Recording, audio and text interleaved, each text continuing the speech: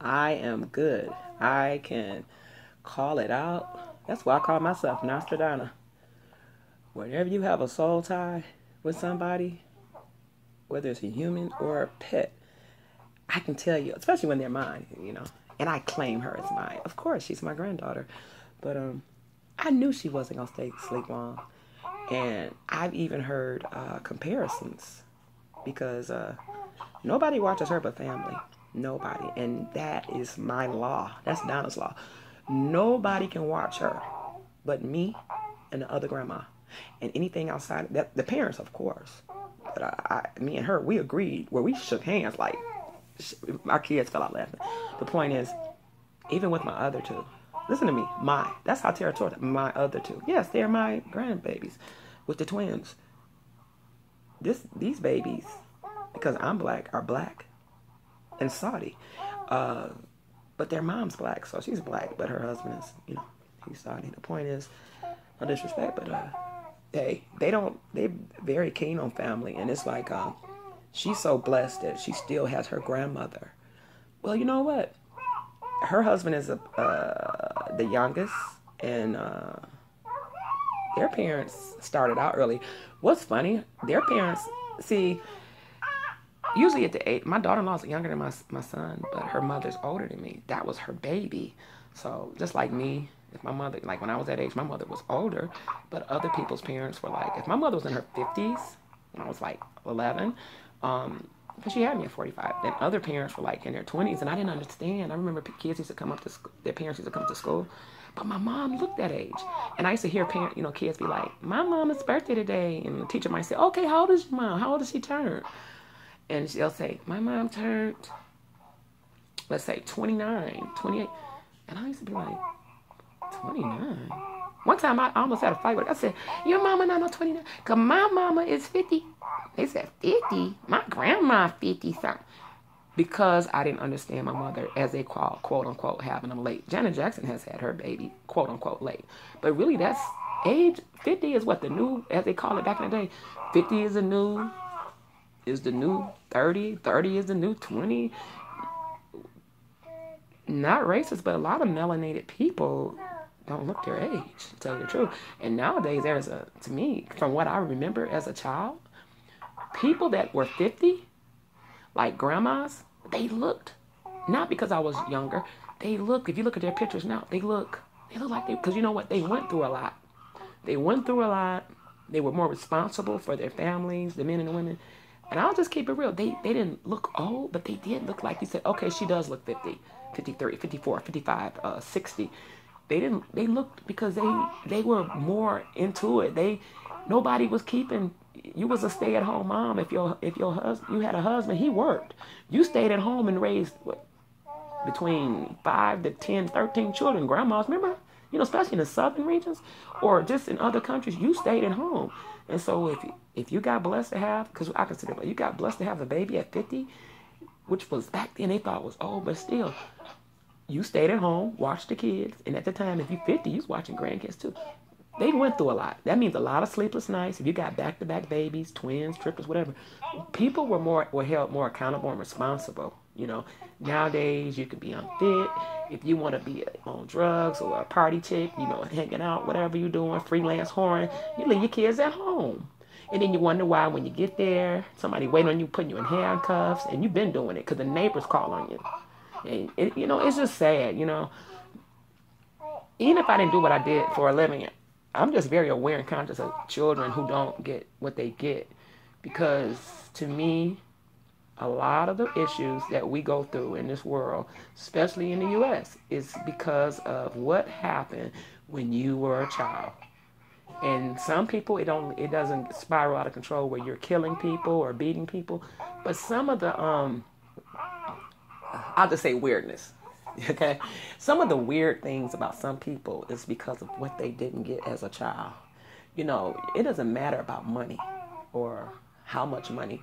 It's like you could have been born into wealth, as they say, silver spoon in your mouth. But if you didn't get enough hugs from mommy, if daddy wasn't there, and sometimes dad can be in the house and he's not there, because a lot of men, because of how they were raised, they were raised to, especially from the old school, they were raised not to show emotion, and then some of that transcends into to the other generations, and the generations that, if you're just in your 20s, you were taught never to cry. Don't never let nobody see you cry. In other words, don't let nobody see you sweat. So that means funerals. Your mother could be. I've seen that as a little girl. Like my father. He cried when he got the long distance phone call that his mom had passed. And I remember I had never seen my dad cry. Never. But guess what? That was a short-lived cry. And he was a baby of the family like me. And he was severely spoiled from what I hear. I mean, to the point reminding me that siblings didn't even like him as he was grown because of the jealousy. Something about babies, the babies, and if the parents make differences, that's why you should never make differences. It can happen nowadays. But I saw my dad silent. It's like tears start rolling down. He said, "When?" And he said something in a different language, of course. Some things I remember because he taught me the language. But I'm not real fluent because he spoke more English. My mother was very fluent in English, but it was a lot of French. A lot of stuff I didn't understand them. I really didn't. I thought they were like Martians. Like, what are they saying? She would teach him things. He would teach her things. And then something would be like, well, what did you just say? I didn't understand it. Or the kids would be like, Daddy, Poppy, I thought when I used to visit other people, I said, does your Poppy? Or if I'm in school, they say, Poppy? Yeah, your Poppy. What is a Poppy?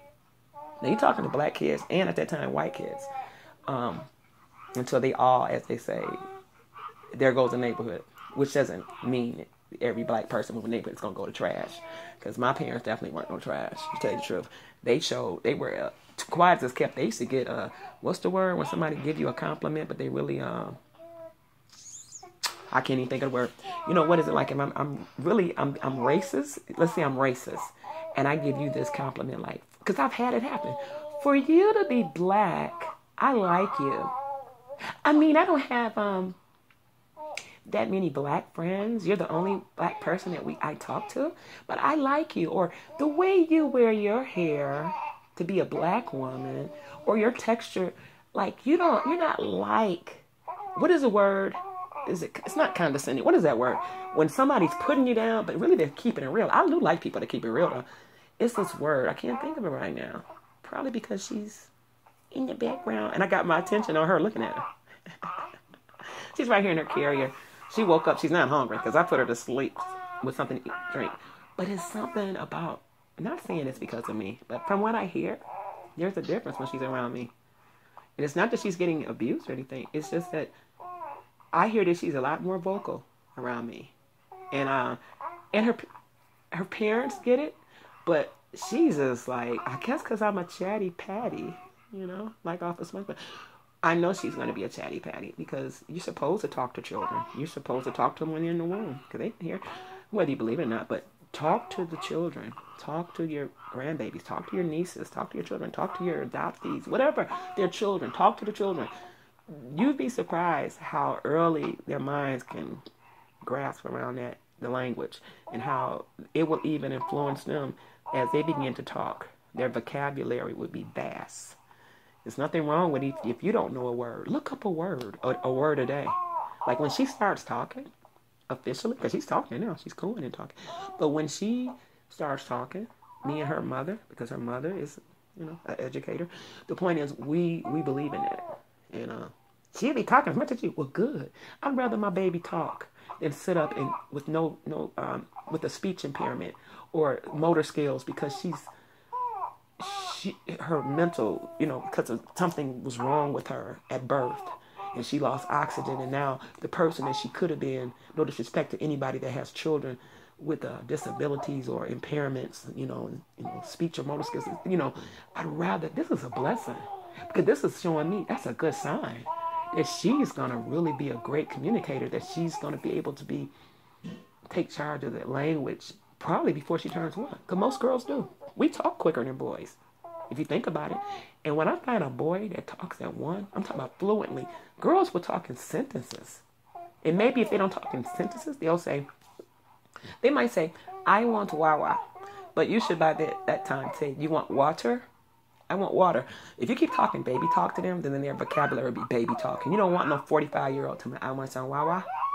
But if they can't help it, if they got, I've seen children with Down syndrome because of their parents and their strive for wanting these children to show, hey, just because they have Down syndrome, they don't have to be what society deems them to be. They do talk. They're grasp of whatever language they speak, Polish, English, whatever, even what country, because the parents and the grandparents or whoever adopted, whatever, as long as you, a parent ain't always just because you carry them or ejaculate them out. You can still be a parent. You know that. The point is, for a child to have that grasp, and a Down syndrome child who society deems, or the definition of a child that has limited this and that. Remember this show called, the boy was named Corky? You got to be old school, or just look it up. I forgot the name of it. It wasn't a sitcom, but it was a show, like a doc. It was a drama, but it had happy moments. But I'm not going to play. Me and my sister were silly, the one next to me. And we used to say stuff like, call each other Corky and everything, until my mother checked us like, are you making fun of that young man that has, we called it mongoloid back in the day. She said that's not the correct phrase. They're called Down syndrome. And they usually are born, Down syndrome children sometimes are born to people my age, if you have a baby. Now, let's say that my husband was like in his 30s. The chances of us having a Down syndrome baby would be slim, or vice versa. But usually it comes from parents. Because I remember I grew up in an era that when my mother, she used to love that. We lived in the inner city in a nice area, but she would always go shopping way out. And I teased her when I got older. I said, that's because you used to look like a white woman. You want everybody see a little black kids like me. You'd be like, what's this lady doing with these little black kids? She'd be like, are you serious? I'm like, no. She just said, I just liked it better because you got better bargains and snacks. And she'd go to the hood stores, as they call the hood stores, to get her greens and collard greens. But if you go way out, as we call it way out nowadays there is no distance. If you get on the bus, you go wherever you want. But back then, growing up in Detroit, she would go. You people in Detroit, like Livonia, that was like no man's land. And you got called nigger. You know, I got called nigger, all kind of stuff. Nigger! And I would hear people talking, and my mother would check them. My mother didn't use profanity. She said, excuse me? What did you say, sir? And we used to say my mother was talking like a white lady. That was silly. Because we thought we were these little darkies. You know, I mean, really, we thought we were these little niggers with, this little white woman. And she wasn't white. All I'm saying, we would hear people say, do you think she's their adopted mother? I wonder, who are those really? One time me and my mother were together, and my mother heard it. And I don't remember that story because I was younger. They said, I was in the basket, and she heard some people speaking about her. And they said, do you think that she's adopted that baby? Do you think she's like a social? It was like, I said, what? I didn't even know what a social worker was. She went off on him. Now, if she cussed in, I don't know, but I know my mother didn't use profanity. If she got popped by some hot grease, frying some fried chicken in a black cast iron skillet, she would say, oh, shoot. And then the white kids I grew up around that are friends with me to this day, their mom would say, oh, fudge. They reminded me of the Brady Bunch of Partridge Family back then, because back then they were, the white people. Not trying to be funny. I'm just keeping it real. How I viewed it and what I realized then. They were Catholic. Everybody back then, all Caucasian people back then were like Catholic. So they did what they practiced, what they call the rhythm method, which meant, a rhythm means when the man ejaculates, you snatch out. And they practiced the rhythm method. They didn't believe in abortions and this and that. So you saw a lot of Caucasian families back in the day, just like black people from the South. You had a big family. There was no birth control. People were having abortions using hangers and ripping fetuses up out the womb, or out the matrix, as the Bible calls the womb. But, oh yeah, did you know that? Look it up. The matrix means the womb that contains life. That's what the matrix. You think the movie, they just created that word? No. But she would get called names. She got called a nigger lover with her children. I've been with her, and they'll say, nigger lover. It would be teenagers, because she had a little black girl by the hand, me, her baby. And she would get so frustrated and turn to me like, oh, she wanted to give a piece of her mind. But I remember the white people back then, they didn't use profanity. Like I said, they would say, and that stuck with me the most, when me and my black childhood friends, we get together with the white ones, because one of the Caucasian friends, her big sister, she's at like Tina Knowles' age, which is my sisters are, she owns a restaurant, a family restaurant that does really well. And it's a family dining restaurant. And it was passed down through her husband's family. So they own it to this day. And we get together and meet up. those of us that can, and we have a free meal, and we all laugh about the old days. We got pictures. We just love it, and we call it our reunion, and because we remember back when. But being called a nigger lover because you look like you're white and your child is black like me, she got called a nigger lover, stuff like that.